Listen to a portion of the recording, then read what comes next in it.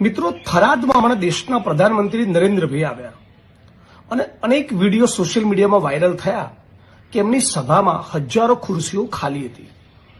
મુદ્દો એ નથી કે ખુરશીઓ ખાલી હતી. કોઈ પણ નેતા હોય, એ નરેન્દ્ર મોદી હોય, રાહુલ ગાંધી હોય કે હું પોતે હોઉં, નેતાઓના કાર્યક્રમો ક્યારેક ભરચક થાય, ક્યારેક ખુરશીઓ ખાલી રહે.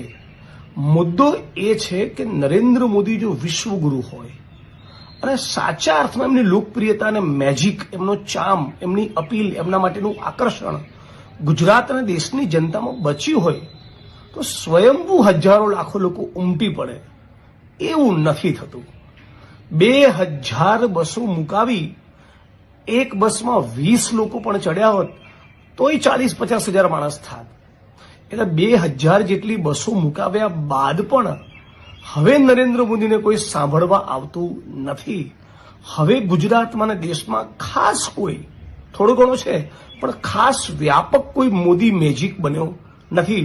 અને સોશિયલ મીડિયામાં એમના વિશે અને એમની પાર્ટી વિશે યુવાનો અને વિદ્યાર્થીઓ જે અંડસંડ લખે છે, બેફામ લખે છે, ઇવન અશ્લીલ અને ગાળો લખે છે, એના પરથી નરેન્દ્રભાઈ અને એમની સરકારે બંને બહુ ગંભીરતાપૂર્વક એક આત્મમંથન કરવાની જરૂર છે. પણ હાલ પૂરતું એટલું સ્પષ્ટ દેખાય છે કે એપ્સ્ટીન ફાઇલ્સના છીરાણા બહાર આવ્યા બાદ હવે દેશમાં કોઈ મોદી મેજિક ચાલવાનો નથી. એ વાત નક્કી. 2000ના બદલે 5000 બસો મુકાવશો તો પણ ખુરશીઓ ખાલી રહેવાની.